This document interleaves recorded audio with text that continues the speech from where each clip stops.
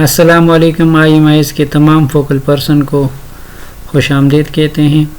ہم اپنے SSR school self reporting کے فارم کو جاری رکھتے ہیں. اس وقت ہم سٹیپ 8 پہ موجود ہیں. سٹیپ 8 کو ہم آج کمپلیٹ کریں گے. کوشش کرتے ہیں کہ اور بھی سٹیپ ساتھ کر سکیں. سٹیپ 8 میں ہم پڑھیں گے کہ ہم ڈسیبلٹی اسٹوڈنٹ ود ڈسیبلٹیز، جو بچوں کی مختلف قسم کی معذوریاں ہیں وہ ہم یہاں پہ دیکھیں گے. کہتے ہیں یہاں پہ کلاسز ہیں اور اس کے بعد یہ تمام معذوری کے اقسام ہیں.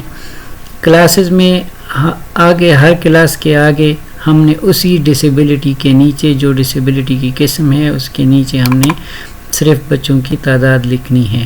پہلے نمبر پہ کہتے ہیں کہ ایسے بچے جن کو دیکھنے میں ڈیفیکلٹیز ہو، اور وہ کچھ حد تک ڈیفیکلٹیز ہو، مطلب اینک وغیرہ لگاتے ہوں اور دیکھنے میں ان کو ڈیفیکلٹیز ہو، مشکلات ہو.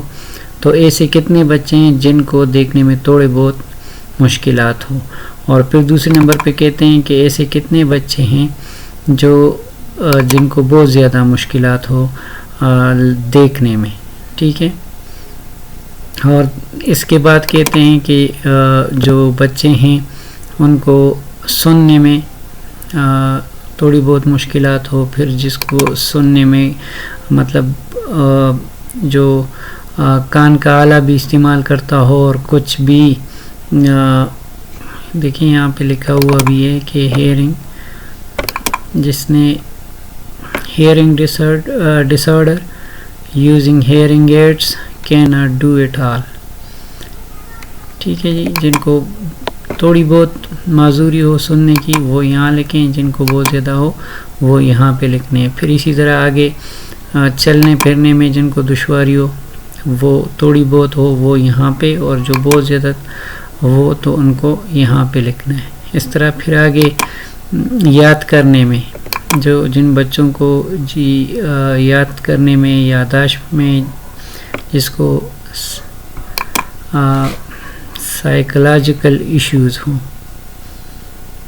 پھر اس کے بعد یاد کرنے میں جن بچوں کو مشکلات کا سامنا ہو، سائیکولوجیکل ایشوز ہو. ٹھیک ہے. تھوڑی بہت ہو تو وہ یہاں پہ لکھنے، اور جب بہت زیادہ ہو تو پھر وہ یہاں پہ لکھنے. یہ ہر کلاس کے آگے آپ لوگوں نے ان کی تعداد لکھنی ہے.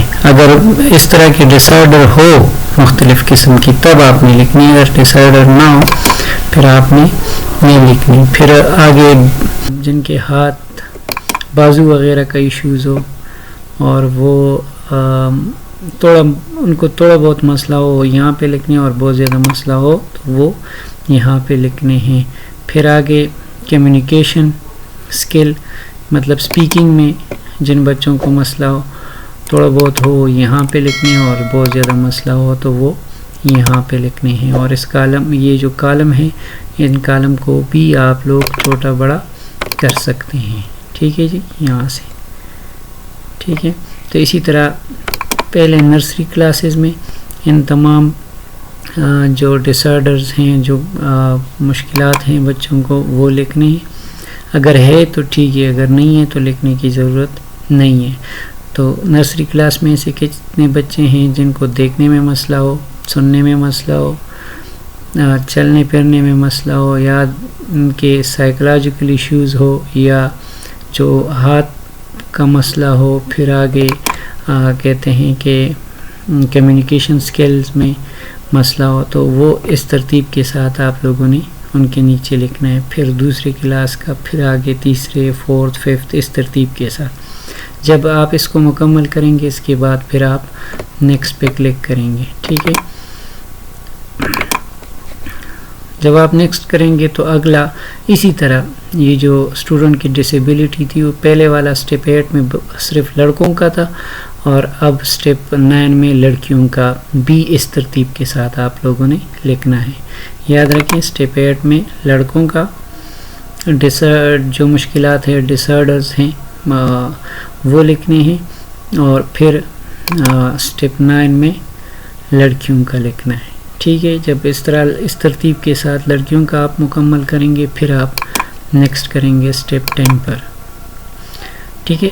اسٹیپ 10 میں پھر جو بچوں کی اسیسمنٹ کرنی ہے، لرننگ ڈیفیکلٹیز جس کو کہتے ہیں، لرننگ ڈیفیکلٹیز کی اسیسمنٹ کرتے ہیں، تو وہ اسیسمنٹ آپ لوگوں نے کرنی ہے. ٹھیک ہے. تو یہاں پہ جو ٹیچر اس کلاس کی اسیسمنٹ کریں گے اس ٹیچر کا نام اس لسٹ سے آپ سلیکٹ کریں گے. پھر آگے اس ٹیچر کا نام بھی لکھنا ہے جو اسیسمنٹ کرے گا. اسیسمنٹ میں اس نے 3 چیزوں کو اس نے دیکھنا ہے. پہلے یہ ہے کہ یہ کلاسز ہیں اور یہ ڈیفیکلٹیز ہیں کہ ایسے کتنے بچے نرسری میں موجود ہیں جن کو ریڈنگ میں مسئلہ ہے. پھر 5th میں کتنے بچے موجود ہیں جن کو ریڈنگ میں مسئلہ ہے. پھر پریپ میں کتنے ایسے بچے ہیں جن کو ریڈنگ میں مسئلہ ہے. پھر 1 میں، پھر 2nd میں، پھر 3rd میں اور پھر 4th میں. تو ان بچوں کی تعداد لکھنی ہے. پھر دوسرے نمبر پہ جو رائٹنگ ڈیفیکلٹیز ہیں، ایسے کتنے بچے نرسری میں جن کو لکھنے میں مسئلہ ہے.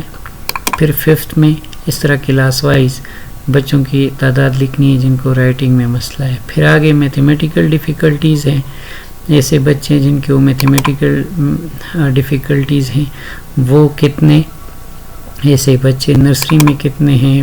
پھر 1st 2nd 3rd 4th 5th تک ان ساری تینوں ڈیفیکلٹیز کے نیچے اتنے بچوں کی تعداد لکھنی ہے جتنوں کو مسئلہ ہے اور ہر کلاس کے اگینسٹ. ٹھیک ہے.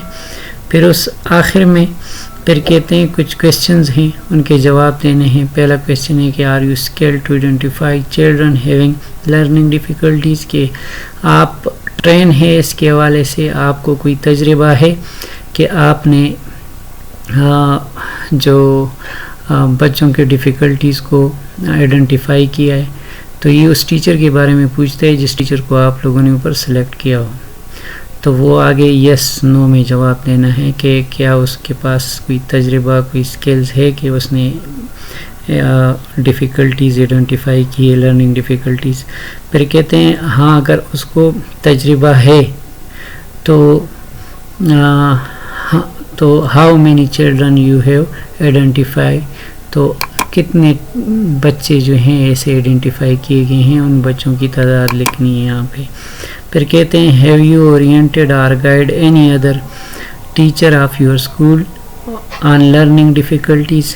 اسی سے پھر پوچھتا ہے کہ کیا آپ نے اپنے اسکول کے کسی دوسرے ٹیچر کو گائیڈ کیا ہے، اورینٹ کیا ہے اس بچوں کے ڈیفیکلٹیز کے حوالے سے، کسی دوسری ٹیچر کو اس ٹیچر نے اورینٹ کیا ہے کہ نہیں. تو یس نو میں جواب دینا ہے. اگر یس تو پھر آگے کہتے ہیں کہ if yes how many you have oriented, کہ آپ نے کتنوں کو اورینٹیشن دی ہے، ان کی تعداد یہاں پہ لکھنی ہے. پھر کہتے ہیں کہ have you ever provided interventional support to student having learning difficulties, کہ ایسے بچے جن کو لرننگ ڈیفیکلٹیز ہے ان کو کوئی مداخلتی سپورٹ دی ہے، کوئی سپورٹ پرووائڈ کی گئی ہے. انٹرونشن مطلب مداخلتی، کوئی سپورٹ پرووائڈ کی ہے اسی حوالے سے، لرننگ ڈیفیکلٹیز کے حوالے سے کوئی سپورٹ پرووائڈ کی ہے. یس نو. پھر کہتے ہیں اگر یس تو how many student received are receiving support, تو کتنے ایسے بچوں کو سپورٹ دے رہے ہیں یا کتنے بچے سپورٹ حاصل کر رہے ہیں. پھر آگے کہتے ہیں ایڈیشنل کمنٹس اف اینی، تو اس کے علاوہ بھی کوئی کمنٹس لکھنا چاہتے ہیں تو وہ یہاں پہ لکھ سکتے ہیں. ٹھیک ہے. ان کو یہ سٹیپ کمپلیٹ کرنے کے بعد پھر کیا کرنا ہے، پھر نیکسٹ میں پہ کلک کرنا ہے. جب نیکسٹ پہ آپ کلک کریں گے تو آپ سٹیپ 11 پہ چلے جائیں گے. ٹھیک ہے جی. تو سٹیپ 11 12 اور 13 ہم انشاءاللہ نیکسٹ ویڈیو میں پڑھیں گے. یہاں تک اتنا ہی، اجازت دیجیے. السلام علیکم.